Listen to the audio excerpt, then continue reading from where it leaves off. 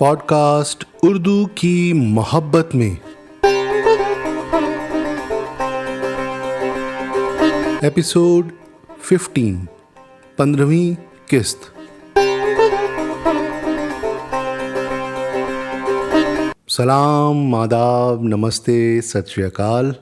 रात के 8 बजे हैं। मैं देव हिंदवी आप सबका अदब और सुखन की इस महफ़िल में इस्तकबाल करता हूँ और खुशामदीद कहता हूँ। उर्दू की इस महफ़िल में आपसे मुलाकात होगी, बात होगी हर शुक्रवार और शनिवार, यानी हर जुमे और हफ्ता रात 8 बजे। हम बात करेंगे हर उस बात पर जो बात उर्दू से जुड़ी हो, चाहे वो शायरी हो या लिटरेचर, तारीख़ हो या लतीफ़े या कुछ और। ये तय है कि बात मज़ेदार होगी, ऐसी बातें जो दिल को छू जाएं और लंबे अरसे तक याद आती रहें और दिल को गुदगुदाती रहें।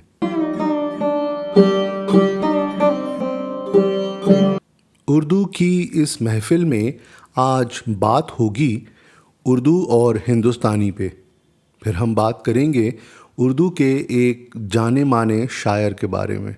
तीसरे हिस्से में एक छोटा सा किस्सा, फिर एक लतीफ़ा और आखिर में एक यादगार शायरी। तो आइए शुरू करते हैं पॉडकास्ट उर्दू की मोहब्बत में।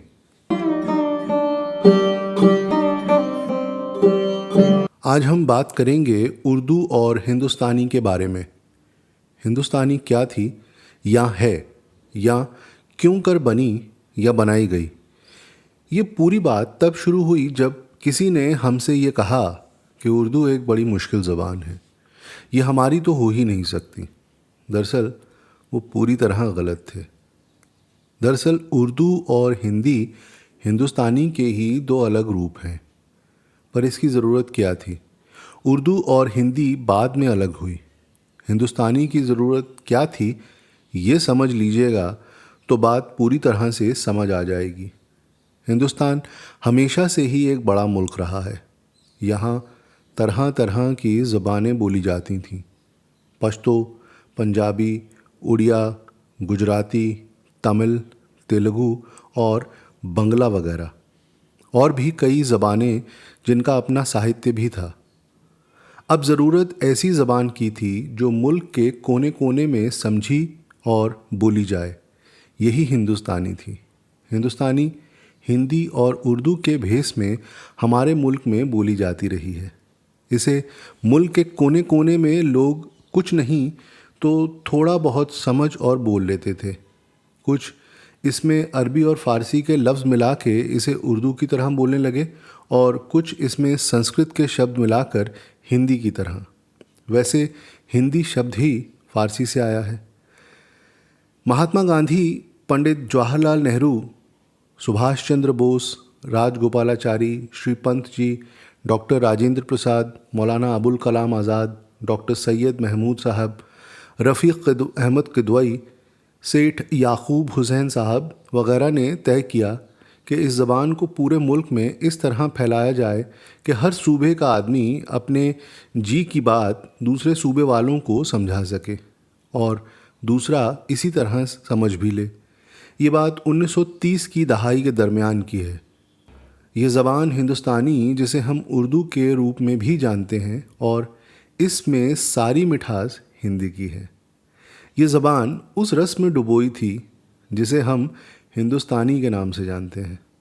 अगर आपने 50-60 की दहाई में बम्बई में बनी फिल्में देखी हों तो आपने देवानंद, शम्मी कपूर, प्राण या राज कपूर साहब से ये डायलॉग ज़रूर सुना होगा कि जी मैं तो सीधी सादी हिंदुस्तानी में बात करता हूँ। अभी और बहुत कुछ बताने को है। हम बात जारी रखेंगे अगले एपिसोड में। तो उर्दू के बारे में आज इतना ही। आगे मगर बातें होती रहेंगी, ज़िक्र होता रहेगा।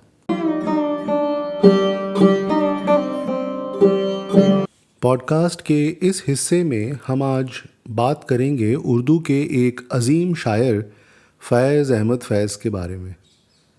فیض احمد فیض سیالکوٹ میں پیدا ہوئے تھے 1911 میں، جو اب پاکستان میں ہے۔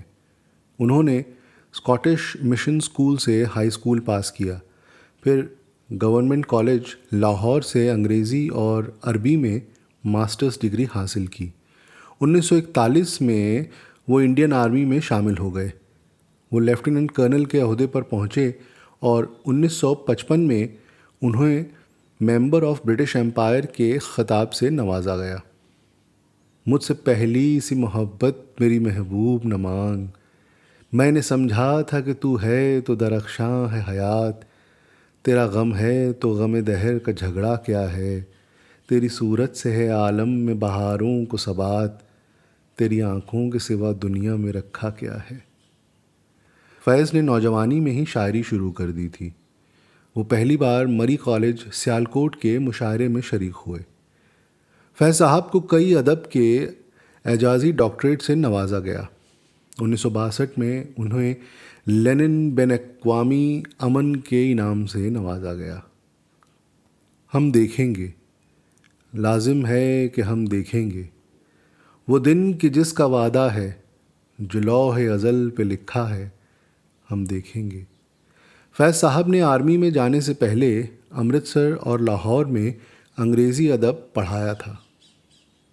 1984 میں فیض یہ دنیا چھوڑ کر چلے گئے، مگر اپنی شاعری میں وہ آج بھی سب کے بیچ ہیں اور ہمیشہ رہیں گے۔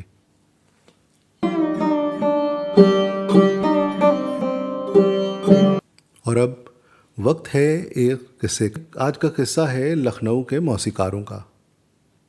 تو ہم پچھلی بار غازی الدین حیدر اور سڈے حیدری خاں کا قصہ کہہ رہے تھے۔ آج وہی قصہ آگے بڑھاتے ہیں۔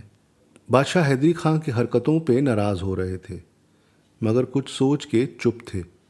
اب لوگ بادشاہ کے کہنے پر حیدری خاں کو دوسرے کمرے میں لے گئے، پوریاں اور بالائی کھلوائی، حقہ پلوایا۔ آپ نے پاؤ بھر پوریاں اور آدھ پاؤ بالائی اور 1 پیسے کی شکر منگوا کے اپنی بیوی کو بھجوائی۔ یہ ان کا ہر جگہ کا قاعدہ تھا۔ جب تک ان کاموں میں رہے، بادشاہ نے شراب کے جام لیے، اور جب نشے کا زور ہوا تو پھر حیدری خاں کی یاد ہوئی۔ فوراً بلوایا اور گانے کا حکم ہوا۔ مگر جیسے ہی انہوں نے گانا شروع کیا، روک کر کہا، حیدری خاں سنتے ہو؟ اور اگر ہمیں خالی خوش کیا اور رلایا نہیں تو یاد رکھو کہ گومتی میں ڈبوا دوں گا۔ اب تو حیدری خاں کی عقل چکر میں آئی، سمجھے کہ یہ بادشاہ ہیں۔ کہا، حضور اللہ مالک ہے، اور جی لگا کر گانے لگے۔ خدا کی قدرت، یا یوں کہیے کہ حیدری خاں کی زندگی تھی کہ تھوڑی ہی دیر میں بادشاہ پر اثر ہوا اور وہ رونے لگے، اور خوش ہو کر کہا، حیدری خاں مانگ، کیا مانگتا ہے؟ عرض کیا، جو مانگوں گا دیجیے گا۔ بادشاہ نے وعدہ کیا، اور حیدری خاں نے 3 بار حامی بھروا کر کہا، حضور یہ مانگتا ہوں کہ مجھے پھر کبھی نہ بلوائیے گا اور نہ گانا سنیے گا۔ بادشاہ نے تعجب سے پوچھا، کیوں؟ عرض کیا، آپ کا کیا ہے، مجھے مروا ڈالیے گا، پھر مجھ سا حیدری خاں نہ پیدا ہوگا، اور اگر آپ مر جائیں گے تو فوراً دوسرا بادشاہ پیدا ہو جائے گا۔ اس جواب پہ غازی الدین حیدر نے ناراض ہو کر منہ پھیر لیا۔ حیدری خاں موقع پاتے اپنی جان لے کر بھاگے اور گھر پہنچ کے دم لیا۔ سنگیت اور کرشن بھکتی میں واجد علی شاہ کا بڑا نام ہے۔ واجد علی شاہ نہ ہوتے تو شاید ہماری ہندی فلمیں اور سنگیت بھی کچھ اور ہی ہوتا، مگر وہ قصہ پھر کبھی۔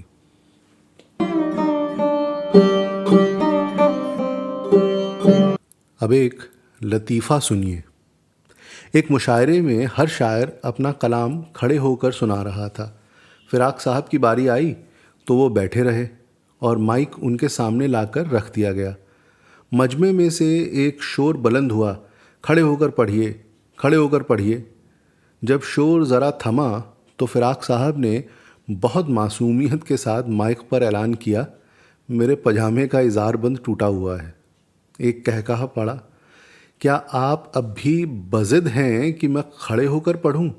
مشاعرہ کہکہوں میں ڈوب گیا۔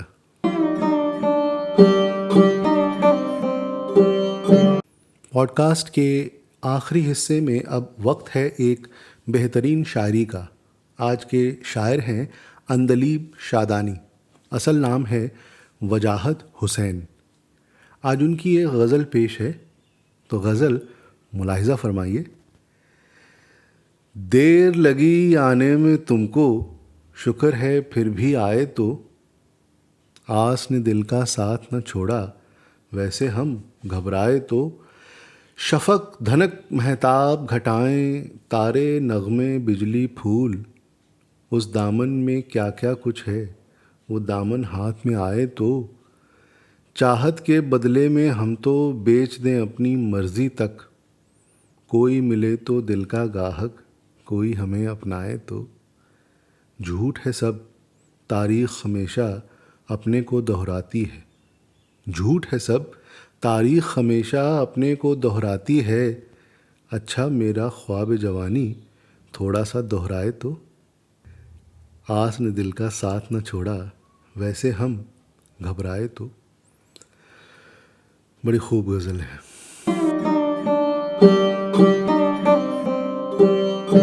سامعین، اس پوڈ کاسٹ کا مقصد ہے ان تمام لوگوں سے جڑنے کا جنہیں اردو سے محبت ہے، جنہیں شاعری سے لگاؤ ہے، جو ادب اور آداب میں دلچسپی رکھتے ہیں۔ یہ پوڈ کاسٹ یوٹیوب چینل دیو ہندوی پر بھی آپ پا سکتے ہیں، جلد ہی یہ آئی ٹیونز پر بھی ملے گی۔ اگر آپ کو یہ کوشش پسند آئی تو اسے لائک ضرور کیجیے گا اور کمنٹس میں اپنے خیال بھی ظاہر کیجیے گا۔ اس سے اس پوڈ کاسٹ کو بہتر بنانے میں مدد ملے گی۔ بھول مت جائیے گا، ہمیں انتظار رہے گا۔ اور ہاں، اگر آپ کو کوئی بات، لفظ یا معنی سمجھ نہ آ رہا ہو تو آپ یوں کر سکتے ہیں۔ اگر آپ اسے یوٹیوب پر سن رہے ہیں یا فیس بک پر سن رہے ہیں تو نیچے تبصرے یعنی کمنٹ کے لیے جو جگہ ہے وہاں پر اپنی بات لکھ دیں، آپ کو جواب ملے گا۔ اور ہاں، پیج اور چینل کو پسند یعنی لائک کرنے کی عنایت بھی ضرور فرمائیے گا۔ تو خواتین و حضرات، اب وقت ہے آپ سے اجازت لینے کا۔ آپ خوش رہیں، سلامت رہیں، خدا محفوظ رکھے ہر بلا سے۔ تو دیجیے دیو ہندوی کو اجازت، پھر ملاقات ہوگی، پھر بات ہوگی اگلے ایپیسوڈ میں، ٹھیک رات 8 بجے۔ تب تک کے لیے جی ہاں، شب بخیر۔